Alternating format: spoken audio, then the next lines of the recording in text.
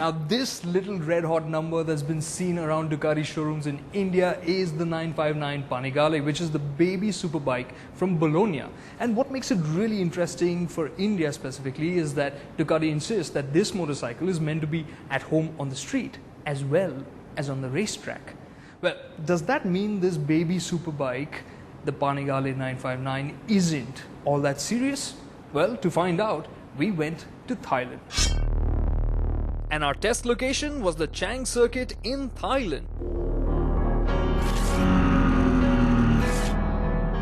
This 4.5 kilometer racetrack has already hosted a round of WSBK and seems to be all set to welcome MotoGP as well.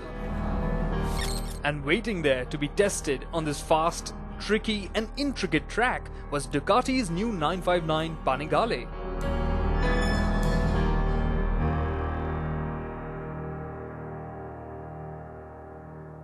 Well, the baby Panigale, it's got its fair share of genes from the family, and it's quite apparent, isn't it? Except for those awkward looking exhausts which help the 959 meet new noise emission regulations, it looks gorgeous and familiar. And it should, because the 959 wears the same clothes as the 1299 Panigale, which means it is simple, classy and very, very red. But compared to the bigger Panigale, it is slightly shorter in length and has a slightly smaller wheelbase. It is an incredibly tight and slim package, and it just doesn't feel like a liter class motorcycle. Now Ducati's asked a lot of the 959. It's had to look and feel like a Ducati to ride, but at the same time it's also got to be very affordable, by Ducati standards of course, which is why a few cuts have been made. Yes, for instance, the 959 doesn't have a full LED headlamp and the swing arm isn't a single-sided unit. And as you can see, the display is a simple LCD unit, not a color screen one like on the 1299. And well, some cutbacks are a bit more serious. The 959 boasts of fully adjustable shower forks at the front and a Sachs monoshock at the rear, but these aren't electronically adjustable like on the 1299. And the Brembo brakes are monoblocks, but they aren't the fierce M50 units seen on the bigger Panigale. And there's no inertial measurement unit on this 959, which means there's no cornering ABS either.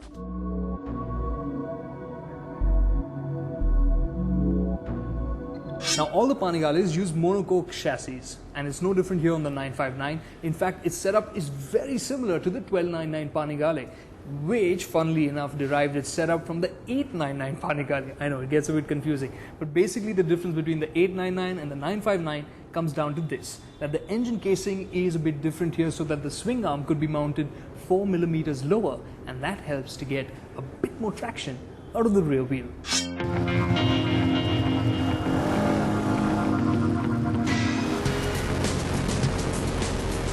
Whether it was accelerating down the straights to 260 kilometers an hour and then braking hard into turn 3,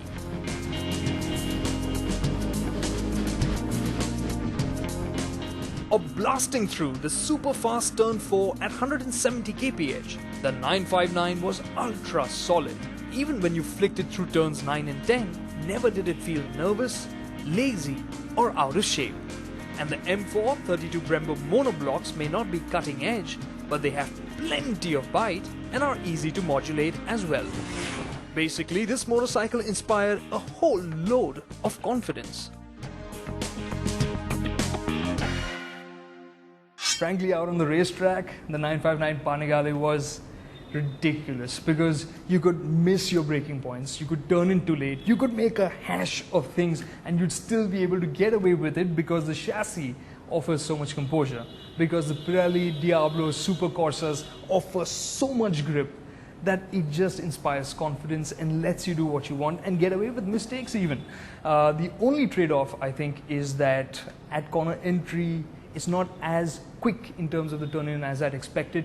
For it to be really quick, you have to muscle it, sweat it out a bit, and when you do, it'll do everything you want it to. And when you master this, I can see the 1299 Carrot dangling in front of me already. But in the meantime, to master the 959, you have to get to terms with the engine as well, which is quite an interesting setup. Now the 959 has more displacement, more power, 157 horsepower, and it has more torque as well, 107 Newton meters.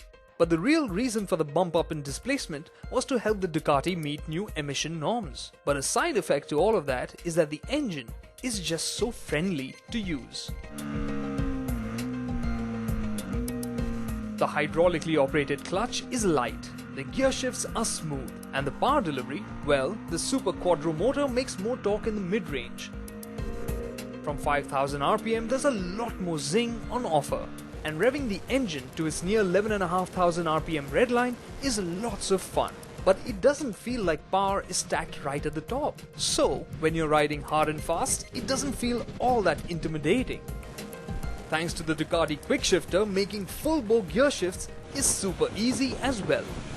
Thanks to the inclusion of a slipper clutch, it's really easy to slam down the gearbox when entering into corners and have the rear end just stay in line.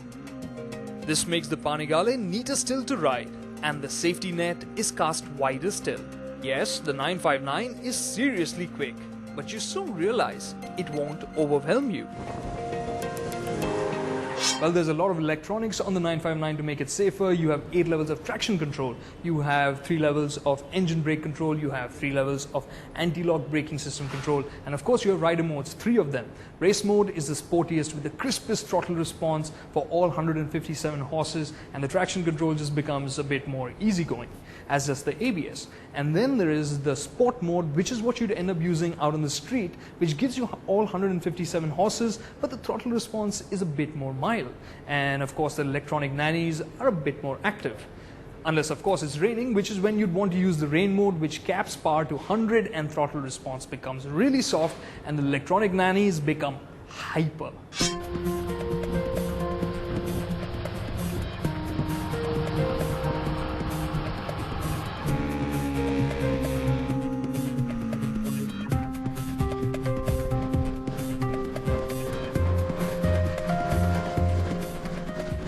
By superbike standards, the 959 should be reasonably usable in everyday conditions. For instance, even though the suspension had been firmed up for track use, it felt quite supple. And yes, the seating position is sporty, but it isn't overly aggressive either.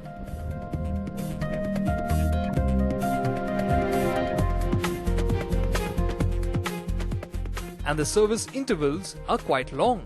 Valve clearance inspections are required every 24,000 kilometers, while a general service is required every 12,000 kilometers or 12 months. Yes, it isn't as feature-loaded as a 1299, but when you see the price, which is around 14 lakh rupees ex-showroom, the 959 seems like a very attractive package. So what's it going to be like to hop onto a 959 Panigale in a showroom in India and ride out onto Indian streets? I'm not going to stick my neck out, but from whatever little bit I've experienced, I think it will be a motorcycle that will be fairly decent to live with, at least by superbike standards. But where I will stick my neck out and say is that as a sports bike, this is a pakka sport bike. It's got solid performance, just happens to be easy to get to terms with. It's got a chassis that just instills confidence. It's got electronics that really cast a wide safety net for people to get onto a motorcycle and experience sport bike riding with. And along with that, of course, you get a price tag which makes it all the more attractive. It sits in a sweet spot. It's right between Triumph Daytona 6 and 5R on one hand, and of course the Japanese liter class bikes, which have a lot more power, of course. But this package, just the way everything comes together, the power, the accessibility, the price tag, and of course its exotic flavor, in my books makes the Ducati 995 Panigale a particularly attractive sport bike.